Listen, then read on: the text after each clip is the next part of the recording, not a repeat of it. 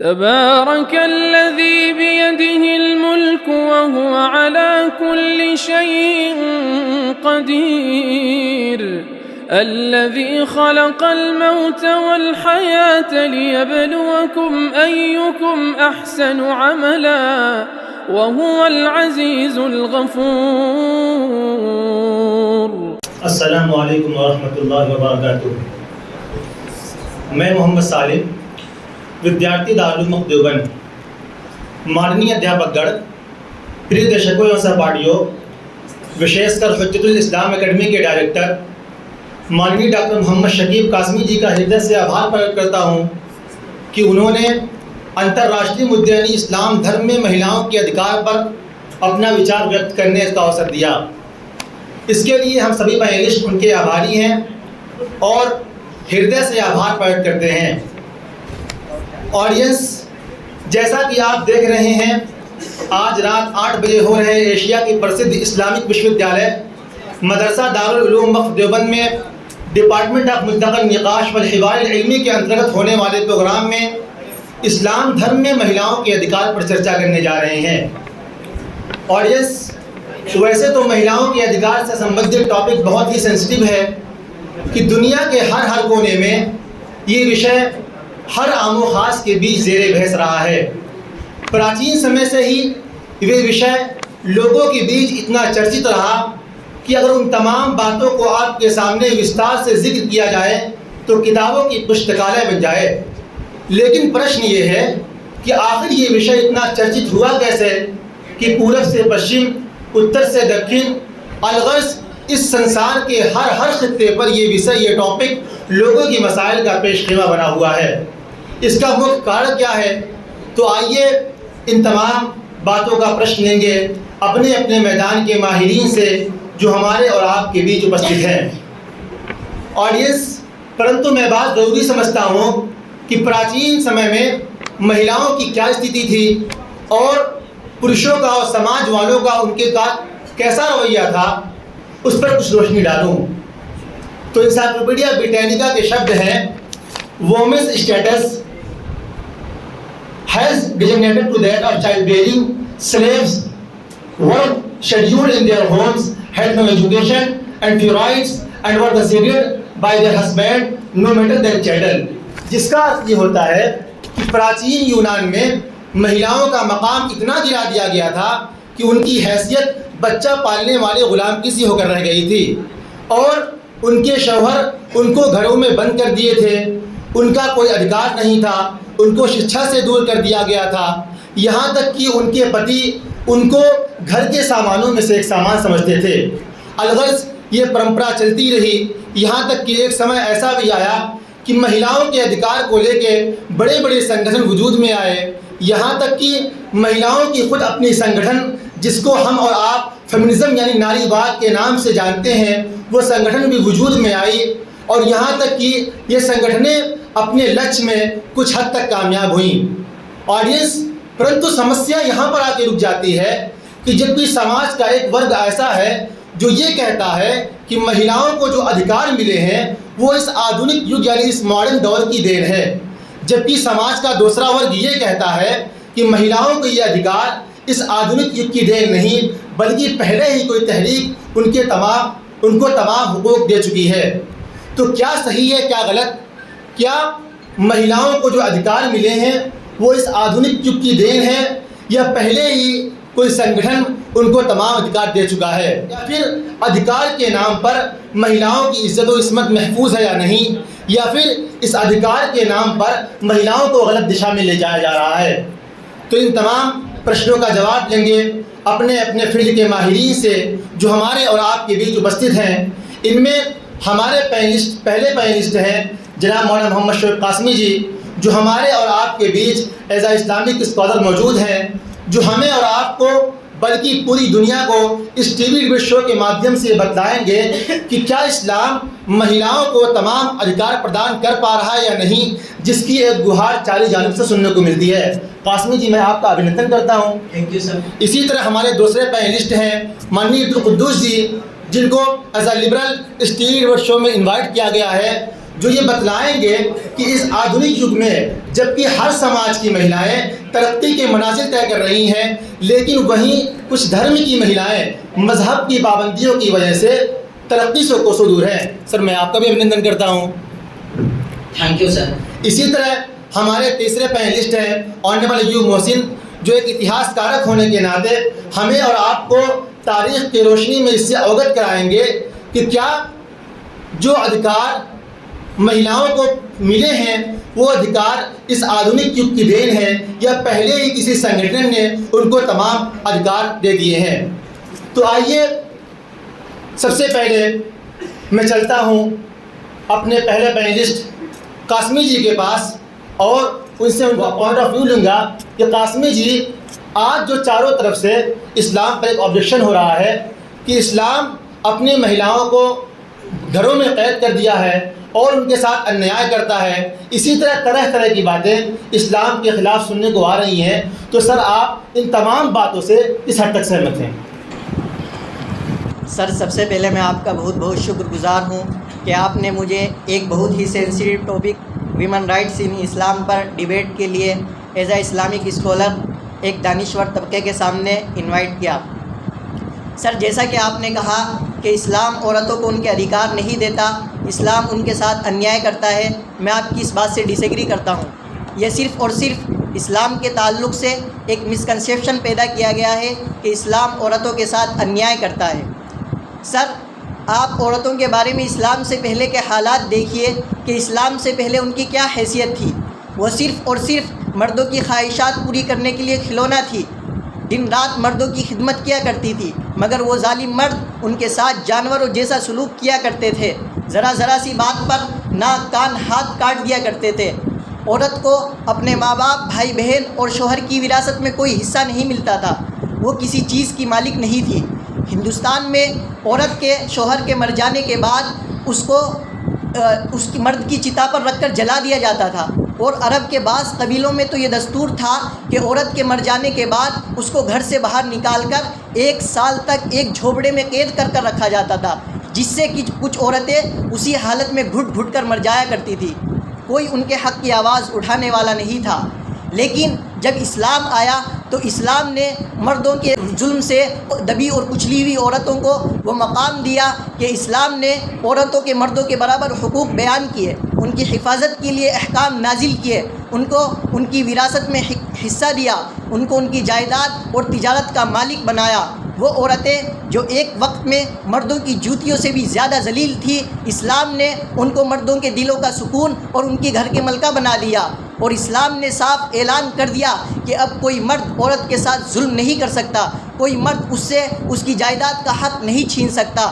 اسلام نے عورتوں پر ہونے والے ظلم کے ہر دروازے کو بند کر دیا، کبھی ماں کے روپ میں، تو کبھی بیٹی کے روپ میں، تو کبھی بیوی کے روپ میں، تو کبھی بہن کے روپ میں۔ اسلام نے عورت کو وہ مقام دیا کہ جب بھی اس کے ساتھ انیائے ہوگا تو اسلام اس کے حق کی آواز اٹھائے گا۔ سر میں آپ کو یہ بات پروف کے ساتھ کہہ سکتا ہوں کہ جو حقوق اور جو رائٹس اسلام نے عورتوں کو دیے ہیں، آج تک نہ تو کوئی قوم اور نہ ہی کوئی مذہب اسلام عورتوں کو وہ حقوق اور وہ رائٹس دے سکا ہے۔ قاسمی جی، آپ کی باتوں سے ہمارے درشکوں کے من میں بہت سے پرشن اٹھ رہے ہوں گے۔ قبل اس کے ان پرشنوں کا آپ سے اتر لوں، میں اپنے دوسرے پینلسٹ عبدالقدوس جی کے پاس جانا چاہوں گا۔ عبدالقدوس جی، آپ کو چونکہ اس ڈیبیٹ میں ایز اے لیبر انوائٹ کیا گیا ہے، تو سر میں آپ سے مہیلاؤں کے ادھیکار کے سندرب میں آپ کی رائے جاننا چاہوں گا۔ فرسٹ آف آل میں اپنے اینکر جناب سالم صاحب کا بہت بہت شکر گزار ہوں کہ آپ نے ایک ہاٹ ٹاپک ویمن رائٹس ان اسلام یعنی اسلام میں عورتوں کے حقوق پر ڈیبیٹ کے لیے مجھے ایز اے لبرل ایک دانشور طبقے کے سامنے انوائٹ کیا۔ آڈینس، دنیا میں اگر ترقی کرنی ہے تو اس میں سب لوگوں کی حصہ داری ضروری ہے، بشرطے کہ وہ فطرت کے خلاف نہ ہو۔ آج اگر مہیلاؤں کو سماج سے دور رکھ کر کوئی یہ سوچے کہ وہ ترقی کر سکتا ہے تو یہ غلط سوچ ہے۔ لوگ مہیلاؤں کو گھروں میں بند رکھتے تھے، لیکن لبرلزم نے مہیلاؤں کو وہ تمام حقوق دیے ہیں جس کی وہ اہل ہیں۔ لوگ مذہب کی پابندیوں میں انہیں قید رکھتے تھے، لیکن لبرلزم نے ان کو پڑھنے کا موقع دیا ہے۔ سر آج آپ دنیا میں دیکھیں کہ بڑے بڑے ڈاکٹرز، بڑے بڑے سائنٹسٹ، بڑے بڑے سائنسدان عورتوں کی شکل میں موجود ہیں۔ آج آپ چاہے کھیل کا میدان ہو یہ بزنس کی لائن ہو یا کوئی دوسرا ترقی کا راستہ ہو، جہاں کہیں بھی آپ کو مہیلائیں نظر آئیں گی، سر وہ صرف اور صرف لبرلزم کی دی ہوئی آزادی اور اس کے نظریے کی وجہ سے ممکن ہوا ہے۔ اگر لبرلزم نے ان کو یہ آزادی اور یہ نظریہ نہ دیا ہوتا تو آج سے کئی ہزار سال پہلے کا جو معاملہ چلا آ رہا تھا وہی چل رہا ہوتا ہے۔ سر ایک ایسا دور بھی تھا کہ جب مہیلاؤں پر ظلم ہوتا تھا، ہر قوم میں، ہر خطے میں، وہ مصر ہو، روم ہو، عراق ہو، یونان ہو، عرب ہو، چین ہو، ہند ہو، ساری جگہ ان پر ظلم ہوتا تھا، یہاں تک کہ مہیلاؤں کو بازاروں میں اور میلوں میں ان کی خرید و فروخت ہوتی تھی۔ سر لیکن ایک تعجب کی بات یہ ہے کہ جب اسلام آیا تو ایک عجیب دعویٰ کیا۔ اسلام کہتا ہے کہ جب اسلام آ گیا تو اس نے مہیلاؤں کو وہ تمام رائٹس دیے جس کی وہ اہل ہیں۔ اسلام کہتا ہے کہ اس نے مہیلاؤں کو عزت دی ہے، اسلام کہتا ہے کہ اس نے مہیلاؤں کو شہرت دی ہے، اسلام کہتا ہے کہ مہیلاؤں کو دفن ہونے سے بچایا ہے، اسلام کہتا ہے کہ شوہر پر عورت کی کفالت کو لازم کر دیا ہے، اور اسلام سب سے بڑی بات کیا کہتا ہے؟ کہتا ہے کہ ہم نے مہیلاؤں کو گھر کی رانی بنا دیا ہے۔ سر یہ سارے کے سارے دعوے کھوکھلے ہیں، اگر آپ غور کریں سماج میں اس کی کوئی حقیقت نہیں ہے، یہ صرف اور صرف اسلام کی جانب سے محض ایک دھوکہ ہے۔ عبدالقدوس جی، آپ نے مہیلاؤں کی حصہ داری کی بات کی ہے، میں آپ سے چرچا کروں گا۔ اب میں اپنے تیسرے پینلسٹ آنریبل ایوب محسن کے پاس جاؤں گا۔ سر آپ نے دونوں پینلسٹ کی بات کو سنا، چونکہ سر آپ کو اس ٹی وی ڈیبیٹ شو میں ایز اے ہسٹورین انوائٹ کیا گیا ہے۔ سر چونکہ آپ نے اتہاس کو پڑھا، مختلف تہذیبوں کا مطالعہ کیا، تو سر میں آپ سے تاریخ کے تناظر میں بات جاننا چاہوں گا کہ کس سمودائے اور کس سنگٹھن نے مہیلاؤں کو ان کے رائٹس دیے؟ سر سب سے پہلے تو میں آپ کا انتہائی شکر گزار ہوں کہ آپ نے اس خوبصورت اور انتہائی اہم ٹاپک پر ہو رہی ڈبیٹ میں مجھے مدعو کیا۔ جہاں تک تعلق ہے اس بات کا کہ عورتوں کے حقوق تاریخی تناظر میں کیا حقیقت رکھتے ہیں، تو میں آپ کے اس ٹی وی ڈبیٹ کے مادھیم سے درشکوں کو اور پورے وشو کو بتانا چاہتا ہوں کہ عورت وہ ذات ہے کہ جس کے ساتھ ہر تہذیب، ہر مذہب اور ہر کلچر کے ماننے والوں نے مختلف رویہ اختیار کیا ہے۔ چنانچہ دنیا کا قدیم ترین مذہب یا قدیم ترین تہذیب یونانی تہذیب نے عورتوں کے ساتھ کیا رویہ اختیار کیا، اس کے لیے جب ہم تاریخ میں جاتے ہیں تو انسائکلوپیڈیا بریٹانیکا کے الفاظ ہمیں بتاتے ہیں کہ یونانیوں کے یہاں عورت سے متعلق ایک اسٹوری مشہور تھی، جس میں یہ کہا جاتا تھا کہ اس زمین پر سب سے پہلے پینڈورا نامی خاتون آئی، جس کے ساتھ ایک باکس تھا۔ گویا کہ اس باکس میں یونانیوں کے عقیدے کے مطابق برائیاں اور خرافات بھری ہوئی تھی۔ ایک روز اس نے وہ باکس کھولا اور پوری زمین پر برائیاں ہی برائیاں پھیل گئی۔ یونانیوں کا عقیدہ یہ ہے کہ اس ٹائم سے آج تک جتنی بھی برائیاں زمین پر موجود ہے یا پھیل رہی ہیں، ان سب کی وجہ ایک عورت ذات ہے۔ اسی وجہ سے یونانی تہذیب میں عورت کو کبھی احترام کی نگاہ سے نہیں دیکھا گیا۔ اسی سرزمین کے اور بھی بڑے بڑے مذاہب ہیں جن میں مذہب یہودیت اور عیسائیت بھی ہے۔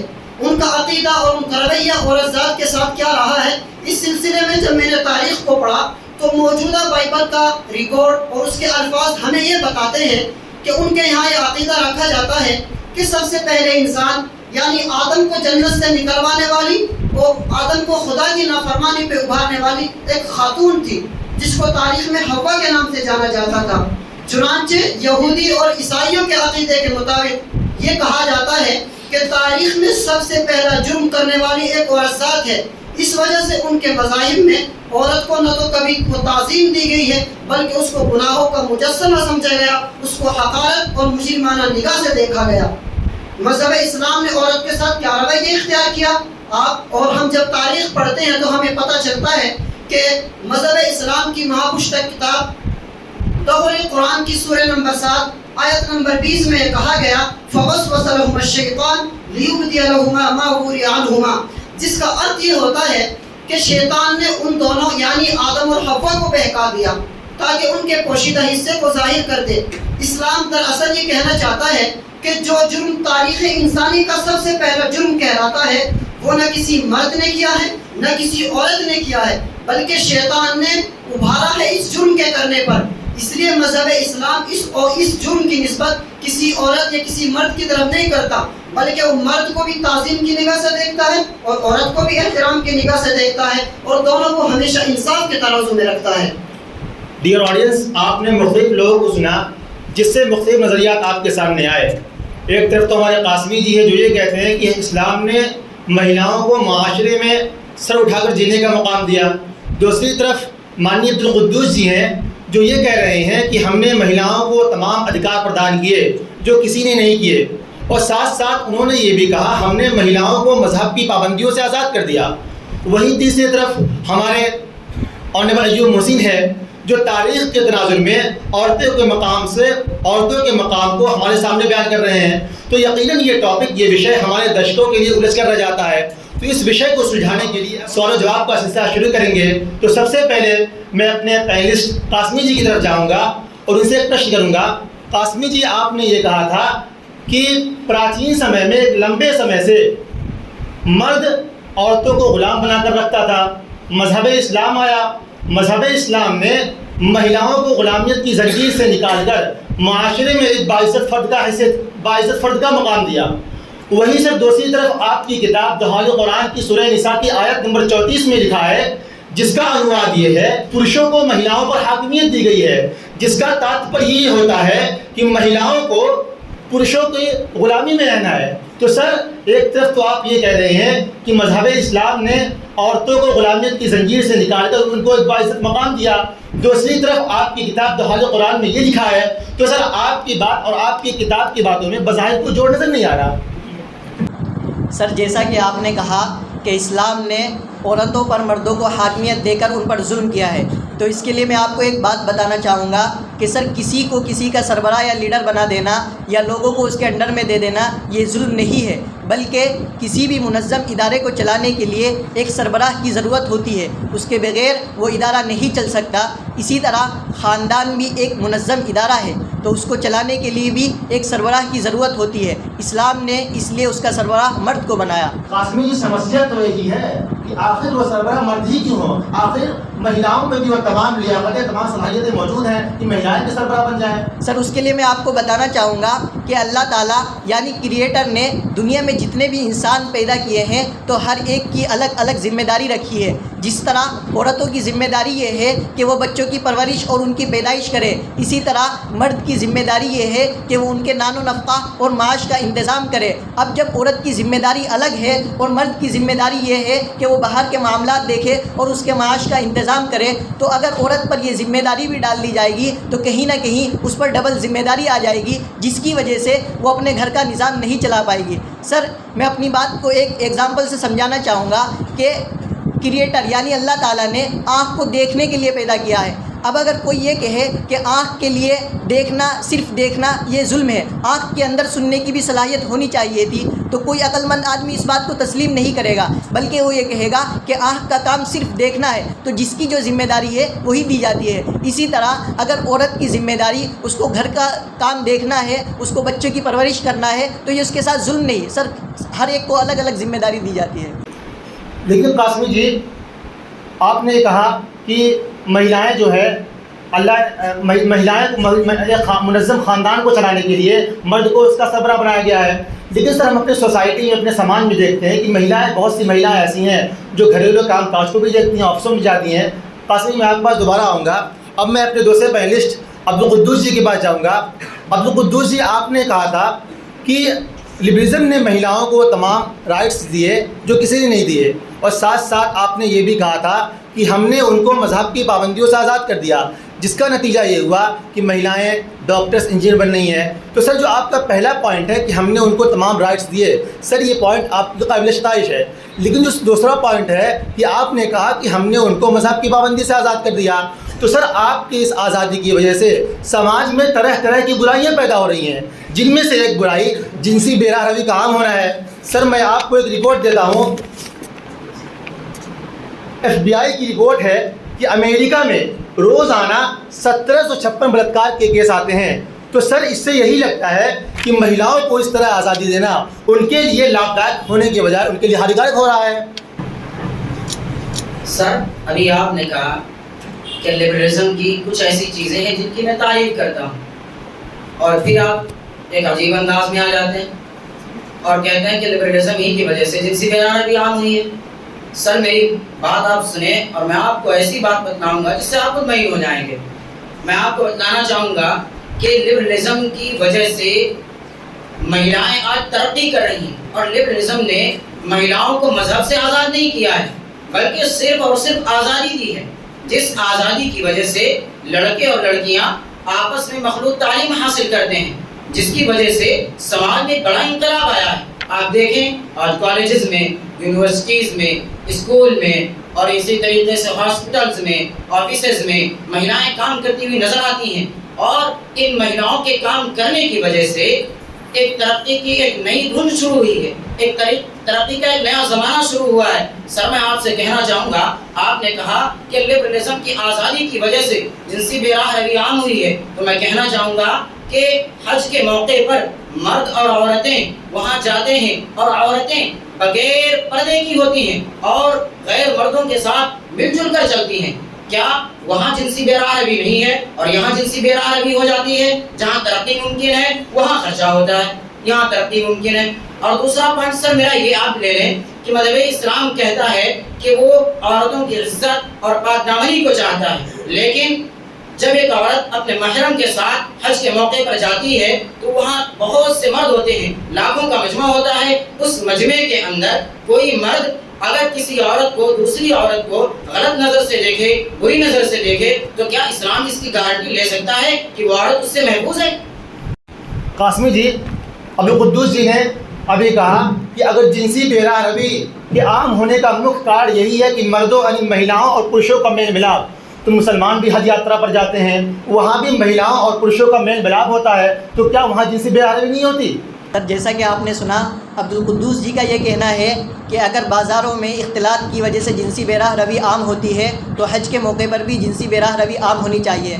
तो मैं इसके लिए बताना चाहूँगा कि अब्दुल कुद्दूस जी, आप बाज़ार वगैरह का मुकाबला हज से नहीं कर सकते। वो एक इबादत का मकाम है, वहाँ बंदा खालिक से जुड़ा हुआ होता है, और हज का मकसद ही ये होता है कि उसके अंदर से तमाम बुराइयाँ और तमाम गलत तसव्वुरात हटाए जाए।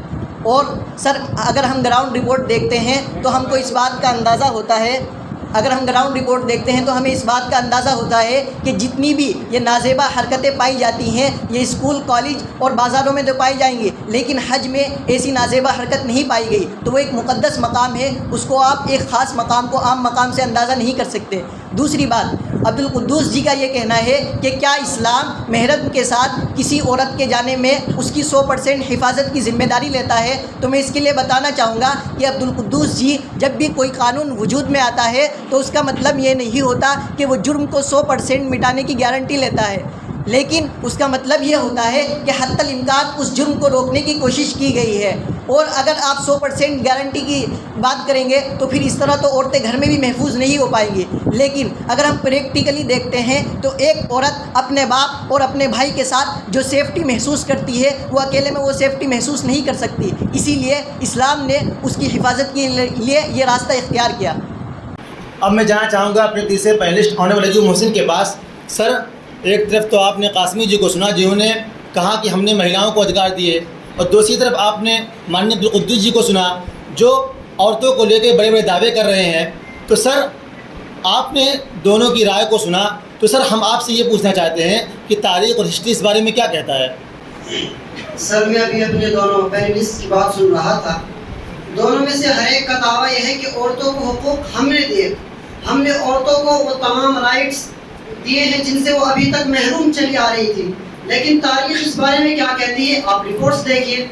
मैं आपको बताता हूँ कि अमेरिका की मशहूर प्रोफेसर और सहाफ़ी खातून मांटी गोमरन ने द टाइम्स ऑफ इंडिया को इंटरव्यू देते हुए कहा था कि आज भी इस दौर में भी अमेरिका की अखबारी दुनिया में औरतों को निचला दर्जा हासिल है। यानी आज भी अमेरिका के जो टीवी बड़े प्रोग्राम होते हैं उनमें जो लीडर होते हैं वो मर्द हजरात होते हैं, और अमेरिका की आवाम पर जो ज़्यादा मुअस्सिर लोग होते हैं वो मर्द हजरात होते हैं।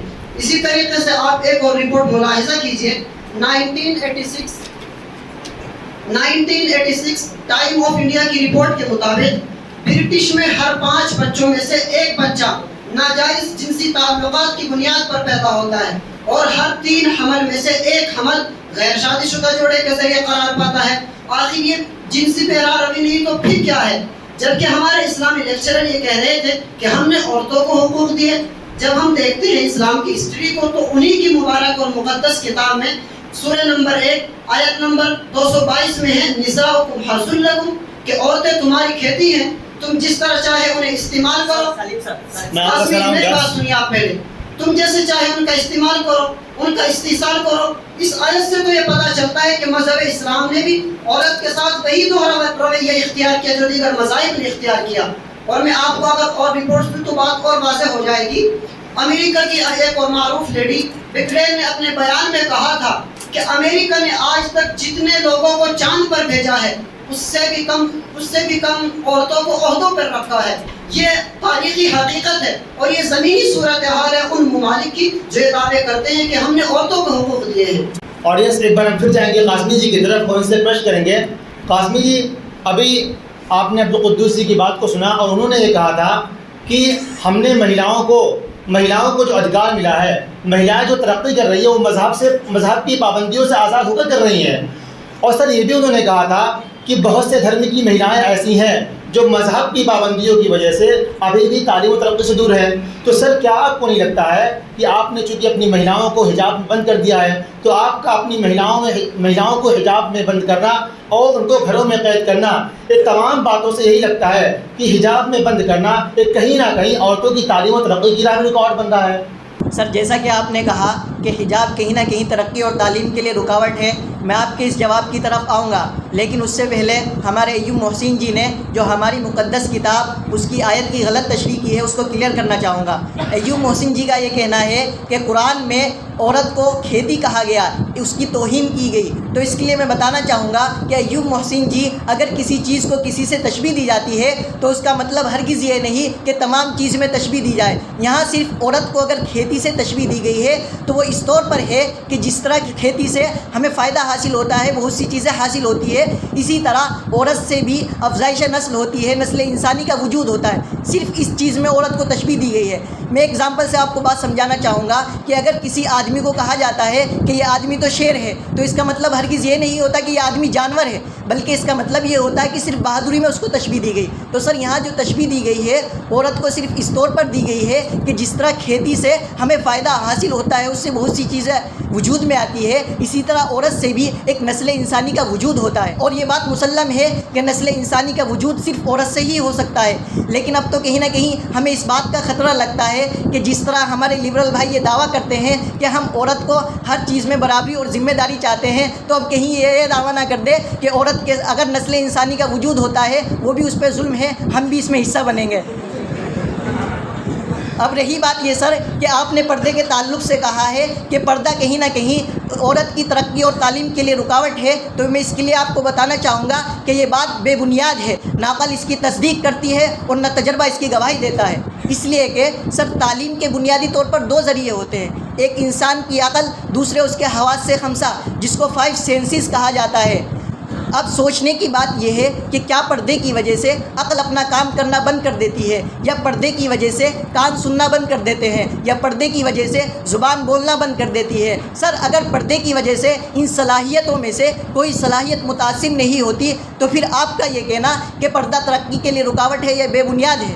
دوسری بات سر میں آپ کو بتانا چاہوں گا کہ یہ پردے کا کانسیپٹ صرف اسلام دھرم میں ہی نہیں پایا جاتا، بلکہ ہمیں دوسرے دھرم میں بھی پردے کا کانسیپٹ دیکھنے کو ملتا ہے، چاہے وہ ہندو دھرم ہو یا عیسائی دھرم ہو یا یہودی دھرم ہو. اور کیوں نہ ہو سر، قانون فطرت بھی ہمیں بتاتا ہے کہ جو چیز بے حیثیت ہوتی ہے اس کو تو اسی طرح رکھا جاتا ہے، لیکن ایک باحیثیت چیز کو حفاظت کے ساتھ ایک لاکر میں بند کر رکھا جاتا ہے. اسی طرح عورت کا وجود بھی اسلام کے نزدیک ایک پرکشش اور قیمتی وجود ہے. تو کیا اس کو بغیر حفاظت کے سماج کے رحم و کرم پر چھوڑ دینا اس کے ساتھ زیادتی نہیں؟ دوسری بات سر، پردے کو ہٹانے کی وجہ سے اور اختلاط کی وجہ سے جو ویسٹرن کنٹریز کی جو صورتحال ہے وہ آپ کے سامنے ہے. اس کے لیے میں آپ کو ایک رپورٹ دینا چاہوں گا کہ ایک سروے کے نتائج کے مطابق یونین میں شامل کنٹریز میں تقریباً 30% عورت 15 سال کی ایج سے جسمانی یا جنسی تشدد کا شکار ہیں. یہ تعداد 6 کروڑ 20 لاکھ کے لگ بھگ بنتی ہے. سروے میں کہا گیا ہے کہ اس کا اندازہ اس طور پر ہوا کہ 42,000 عورتوں کے انٹرویو کیے گئے. دیکھیے سر حوالہ ہے میرے پاس. تو اب آپ ہی فیصلہ کیجئے کہ کیا پردہ عورت کے لیے ہانیکارک، نقصان دہ ہے یا اس کے لیے فائدہ مند ہے؟ قاسمی جی، آپ نے کہا کہ ہر قیمتی چیز کو لاکروں میں رکھا جاتا ہے. چونکہ آپ نے کہا چونکہ مہیلائیں بھی قیمتی ہیں اس لیے ان کو گھروں میں رکھا جا رہا ہے. परंतु काश्मीर की समस्या यहाँ है कि मुसलमानों ने अपनी महिलाओं को इतना लॉकर में रख दिया, इतना लॉकर में रख दिया कि उनको तालीम से महरूम कर दिया। काश्मीर जी, मैं आपके पास दोबारा आऊँगा। अब मैं जाना चाहूँगा अपने दूसरे पैनलिस्ट माननीय अब्दुल कुद्दूस जी की तरफ। काश्मीर जी, अब्दुल कुद्दूस जी, आपने अभी ये कहा था कि हमने महिलाओं को हर किस्म की आज़ादी दी और उनको मज़हब की पाबंदी से आज़ाद कर दिया।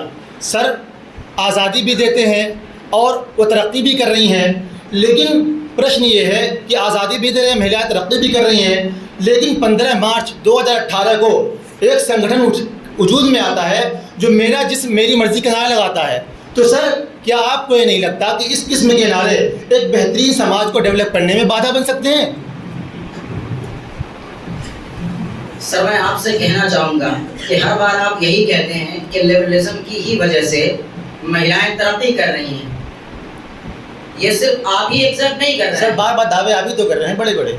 सर, मैं उसकी हकीकत आपको बताना भी तो चाह रहा हूँ।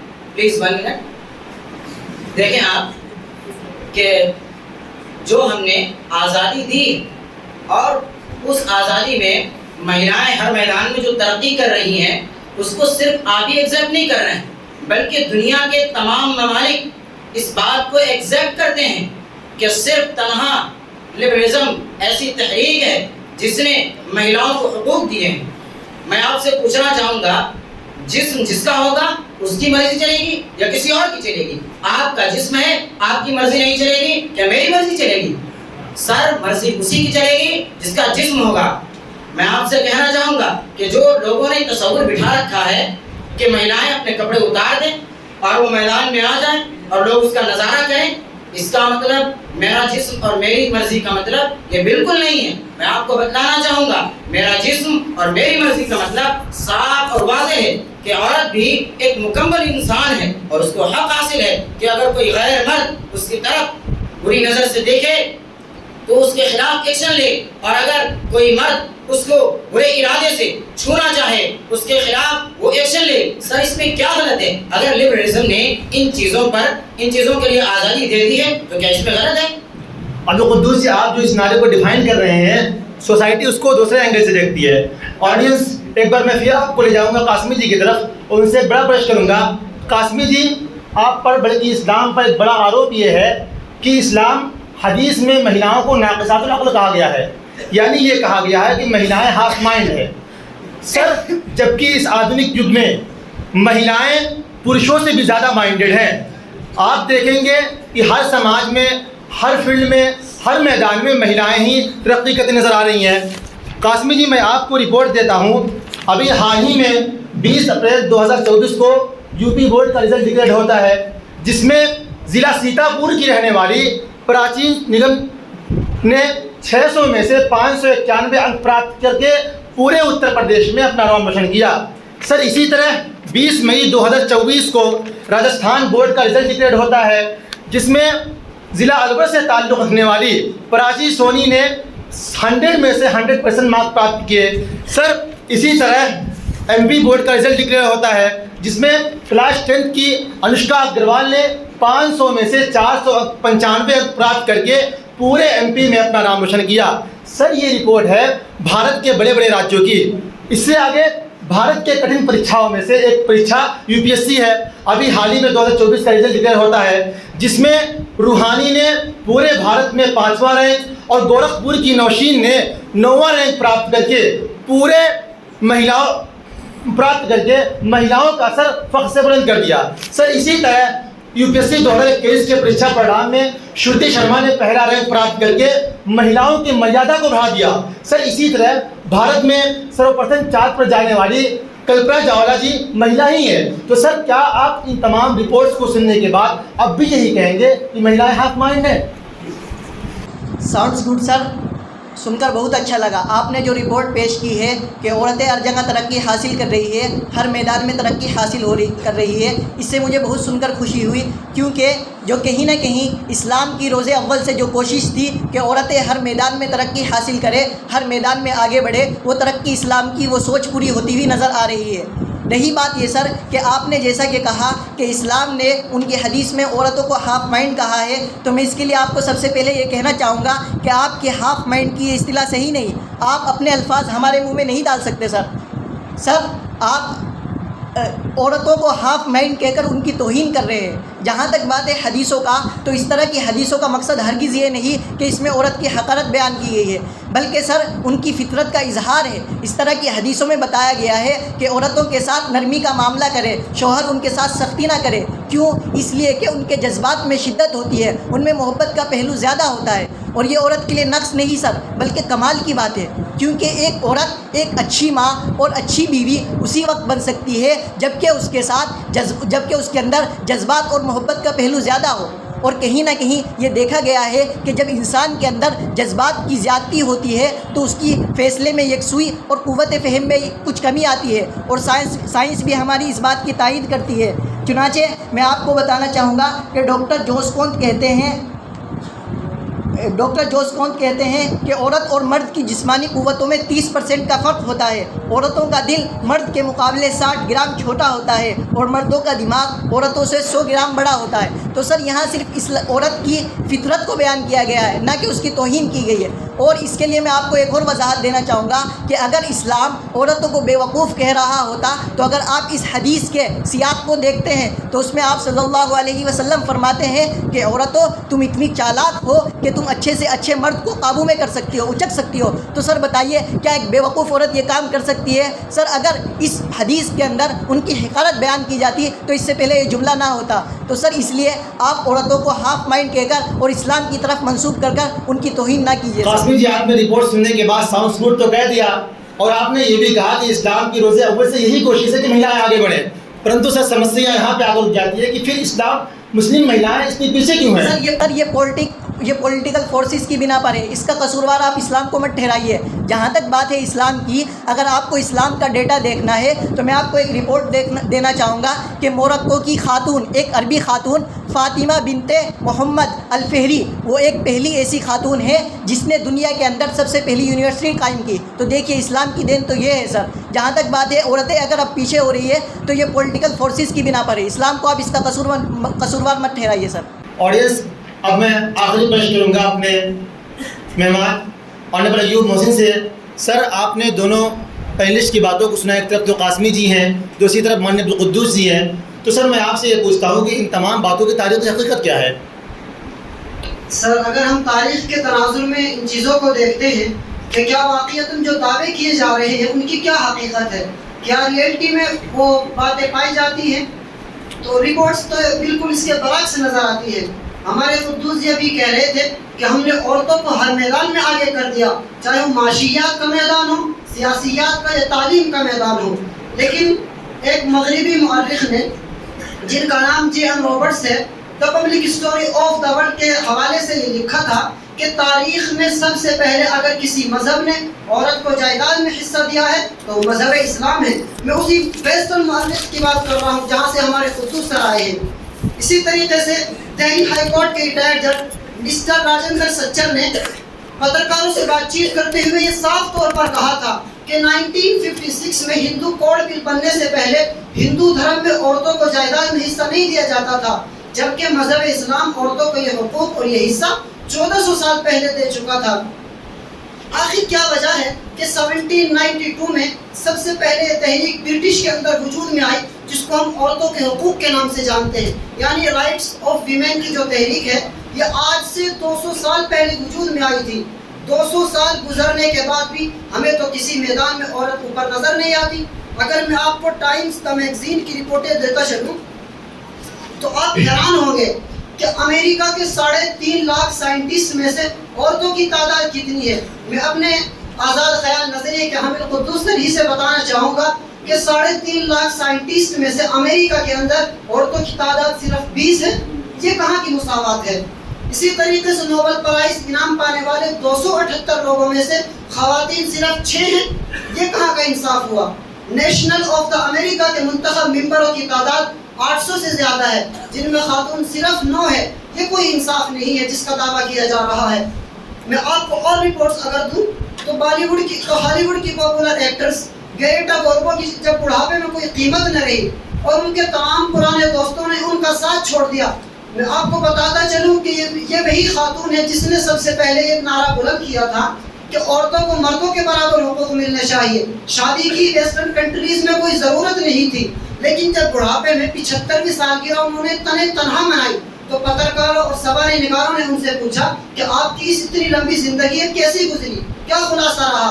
تو انہوں نے انتہائی افسوس اور غم کے لہجے میں کہا تھا کہ میرا شادی نہ کرنے کا فیصلہ میری انتہائی بڑی غلطی تھی۔ اسی طریقے سے ایک امریکن ایکٹریس ہے جن کا نام جیمس برگ ہے۔